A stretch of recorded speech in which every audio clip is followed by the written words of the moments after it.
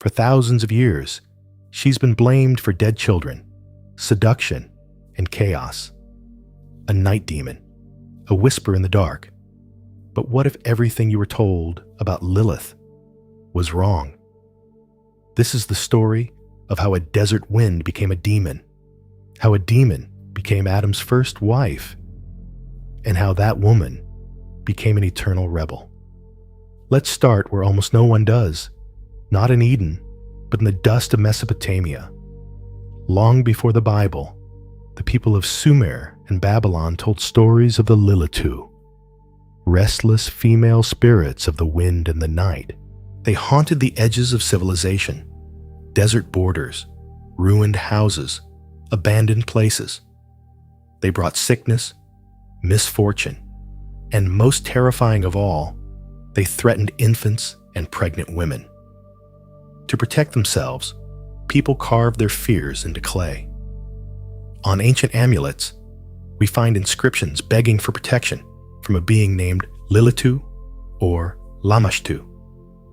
Winged, clawed women with wild hair, standing on lions, holding snakes.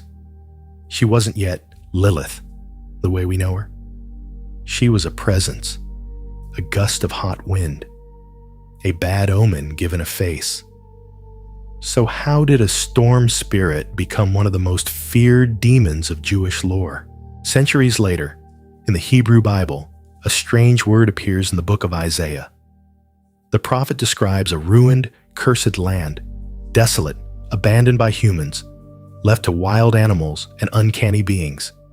In that list appears a single haunting name, Lilith.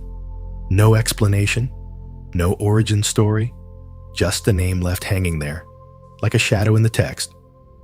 Most translations try to tame her, screech owl, night bird, night creature.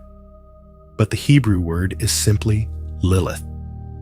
To the ancient listener, it would have echoed those older Mesopotamian fears, the female night spirit who prowls the ruins. She moves from storm myth into scripture. But the Bible doesn't tell us who she is. That task would fall to storytellers, mystics, and rabbis wrestling with something deeper. The fear of untamed feminine power. By the time we reach the Talmudic and early mystical period, Lilith has begun to take shape. In scattered passages, we read warnings not to sleep alone in certain conditions, lest Lilith visit in the night. We hear of a female demon who seduces men in their dreams and steals their seed.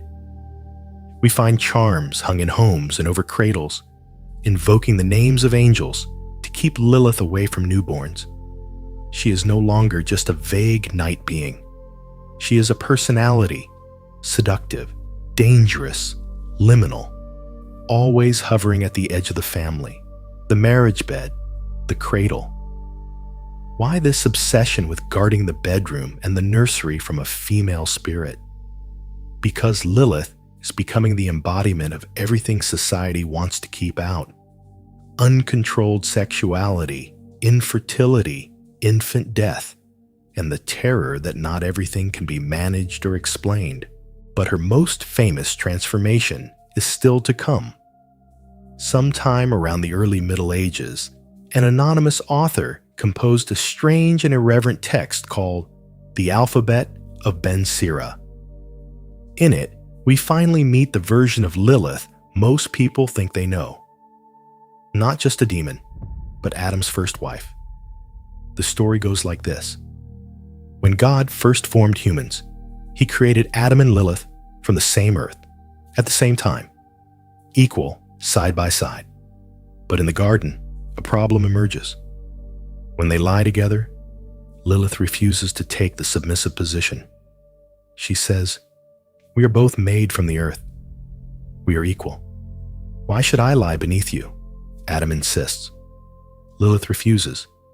In fury and frustration, she speaks the ineffable name of God, a power word, and flies away from Eden, leaving Adam behind. Adam complains to God. 3 angels are sent to bring her back, threatening to drown her if she refuses. Lilith chooses exile over submission, vowing to dwell near the Red Sea and harm children, but also swearing that where she sees the angels' names inscribed, she will not enter. What is this story really about? On the surface, it explains infant mortality and the custom of protective amulets. But beneath that, it's a myth about power. Who gets to define order in the garden? What happens when a woman says no in a world that demands her obedience? Later, Jewish mysticism, especially Kabbalah, takes this even further. In the Zohar and related texts, Lilith becomes woven into the cosmic map, a dark counterpart to the feminine aspect of God.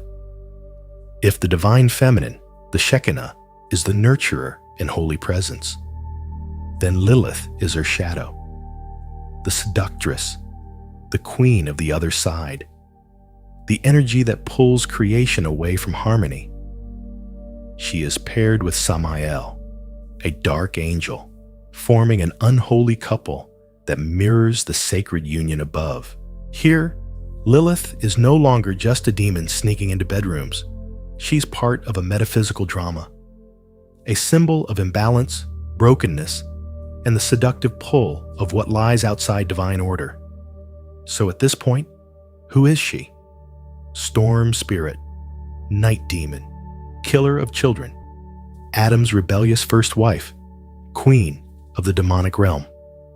A lot of horror has been stacked onto one name. But then, in the modern era, something unexpected happens. The monster is reclaimed. In the 19th and 20th centuries, scholars begin to trace her history through tablets, scrolls, and manuscripts. Artists paint her not only as monstrous, but mesmerizing. Occultists and esoteric writers reimagine her as a dark goddess of independence and forbidden knowledge. By the 1960s and 70s, feminist thinkers and spiritual seekers look at Lilith and see not just a child killer, but a woman who said no and paid the price.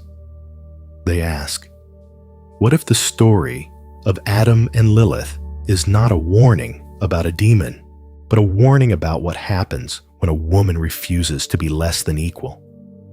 New rituals, prayers, and artworks begin to honor Lilith as an archetype of the unruly feminine, the part of the soul that refuses to be domesticated.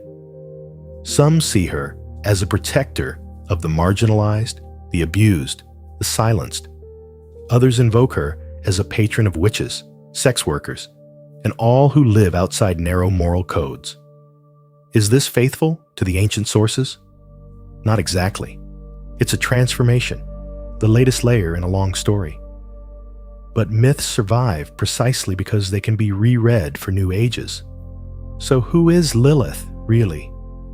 She is a storm spirit from the deserts of Mesopotamia. She's a single strange word in Isaiah, haunting the ruins.